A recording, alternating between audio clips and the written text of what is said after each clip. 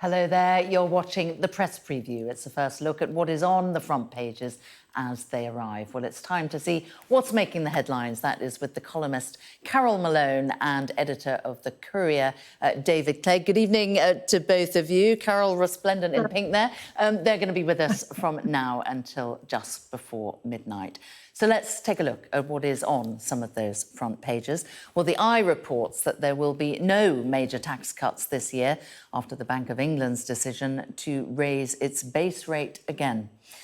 While the Express focuses on the Bank of England governor's optimism for the UK economy. But the Financial Times leads with the efforts of TikTok's chief executive to avert a US ban of the viral video app. According to The Guardian, taxpayers have spent close to £500 million buying beds in England's worst care homes over the past 4 years. The front of the Metro is the story of a wealthy Nigerian politician and his wife who are facing jail in the UK over a kidney swap plot. And the Daily Mail says there are reports that some barristers are refusing to prosecute climate activists. And here's one: have killer machines taken over the world? That is the question that's being asked on the front of the Daily Star. Well, a reminder that by scanning the QR code that you'll see on the screen during the programme, you can check out all of the front pages of tomorrow's papers while you watch us talk about them. Well, as I was saying, we're joined this evening by Carole Malone and David Clegg. A very warm welcome to both of you two. Thank you for joining us here on Sky News. Let's jump straight in, shall we? Unsurprising on a day that we get an MPC rates decision, that we have the front of the Eye in a fairly bleak prognosis about household finances. Carole? Yeah, it is. It's saying going to be no tax cuts because of this interest rate rise. We kind of all knew it was coming. We hoped it wasn't. We hoped it had peaked the last time, but now it's gone up from 4% to 4.25. We're told that, that this is probably going to be the last. That this will be the peak, but who knows? The bank. This is a real blow to households all over the country. Just recently, people got told that they were probably going to save about 500 quid now on energy bills in a year because the price of that is coming down. So, but that is now all going to be eaten up by this rise. Something like 55% of mortgages in the UK are on a fixed rate, and the deal expires this year. So all of those people are going to go from 1 point something to 4 point whatever it is, variable rate. So they're going to be hit really hard. We're told it's because of the rise in food prices, which is shocking at the moment. It was to do with the vegetable prices about 3 weeks ago. But, Andrew Bailey, the boss of the Bank of England, says we're not to worry. He says because he's hopeful that the economy is going to grow this year and not be in the second quarter, not be in the negative. I think it was 0.4 negative. But, every time Andrew Bailey says anything, it goes completely the other way. So, I mean, this is terrifying to me that he says that we're going to be okay. But this is a really big blow for people at a time when their food prices, I think there's a lot of profiteering going on at the minute with supermarkets and in garages. And, they're using the cost of living crisis to just jack up the prices. Lidl and Aldi have put up the prices by 25% in the past few months, and the rest of them, it's an average about 17%. You need to take a mortgage out now for a tub of butter. It's ridiculous. So all of this is going to hit people really hard. Yeah, I mean, they're difficult headlines, aren't they, David, for a government that claims it's got a grip on the cost of living crisis? Yes, it is they are difficult headlines tomorrow about this. I think it will cause great concern amongst the public. It is, I think, as Carole says, almost an unexpected blow. I think the real problem was yesterday with the news that inflation had unexpectedly rose again to 10.4%, which has provoked this decision, which I think is the 11th interest rate rise. And we're now at a level not seen since the immediate aftermath of the financial crash in 2008. I think the other problem is that the public are concerned about is that when we have these interest rate rises, we immediately see an impact on mortgage mortgages. We know the chaos that has been caused in the mortgage market in the last 6 months or so, the fact that these have increased so much. What we don't see on the other end, of course, is for savers, the advantage of higher interest rates. The banks are a lot slower to pass that on. I was looking yesterday, actually, and it was hard to see much available over 1% for saving, as far as I could see, unless you're dealing with a great deal of money and have the time to invest it over the long term. So I think what the public would like to see really is action, not just from the government, but from the banks as well, where they've had this, there's been this response as far as mortgages is concerned. There needs to be an equivalent response in regards to the type of interest you can get if you've got some money and you're putting it in an account to save it. So I think that's one thing there. The other thing on the government, however, though, is I think there is a little silver lining for the government as well. They do seem a lot less convinced that the UK is going to tip into a technical recession. I think that was widely expected until quite recently. So the fact that they're now saying they're a bit more optimistic about that is perhaps one good sign for Rishi Sunak. The other thing that comes out from the FT article in particular, as you might expect, David, the Bank of England, of course, looking at their twin remit of not just prices but also financial stability, saying that even after all the turmoil we've had over the last week or two, the financial system, they say, is safe.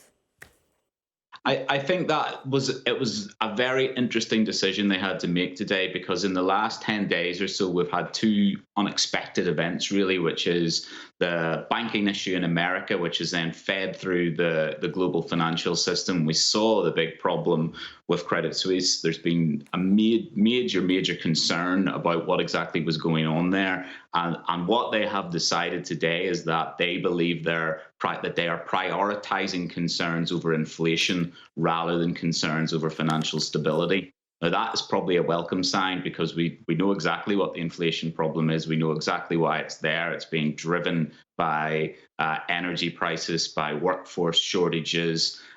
We were a little bit less, I think, certain of exactly what was going on with the banking system and exactly how the events in Silicon Valley could ricochet through the system. So the fact that they've looked at this and taken the view that the inflation is a thing that they need to prioritize rather than financial stability is perhaps a little reassuring in that regard.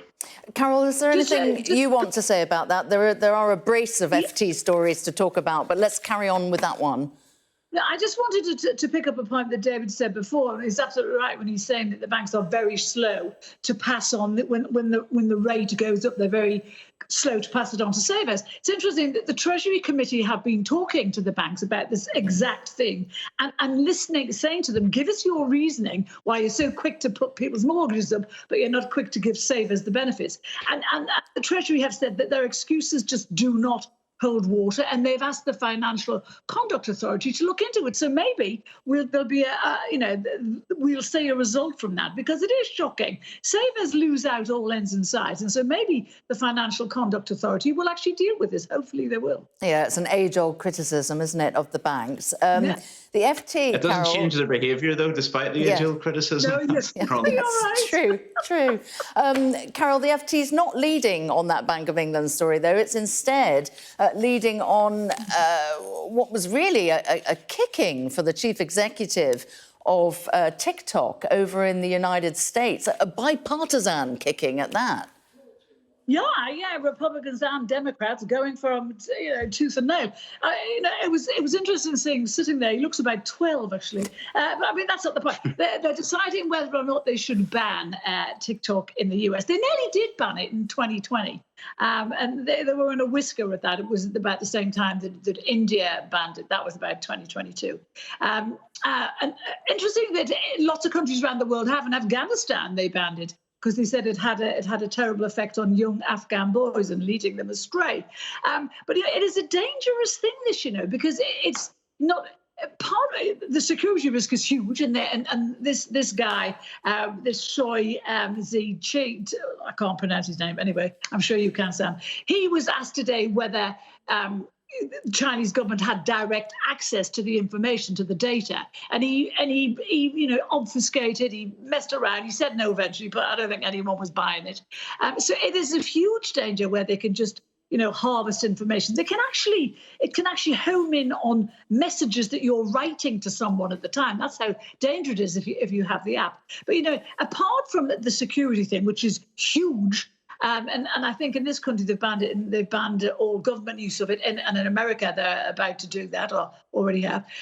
But it's also very dangerous for young people. We've seen, there was one guy stood up in the Senate there and said, "You're literally killing people. Your app is literally killing people." And something that we saw some of because TikTok sex challenges for young people. And people might remember the fun one back in 2016 where there was the ice bucket challenge. So that was fun. People getting cold water put over their heads. Speak for yourself. But now it's, well, it happened to me, so it was bad. But that's nothing compared to what's happening now. They're setting fire to people. There are suicides being filmed on there. So it is really, really dangerous. And there's also evidence now that it affects young people's brains, that it gives them a shorter attention span, that they... what else? There was another thing as well. Oh, yeah, and they're saying it's bad for their mental health. That's obvious. But, all apps track us, but the way TikTok does it, it's actually dystopian. It's terrifying. It would be good if everyone just banned it. Where do you think this is going to end up, David? Because it's also at a time when US-Chinese relations have been pretty rocky. Yes, I think Carole's done quite a nice job of delineating the two issues there. On the security issue, I think the problem is that the US just don't trust any Chinese company to be free of interference from the Chinese government.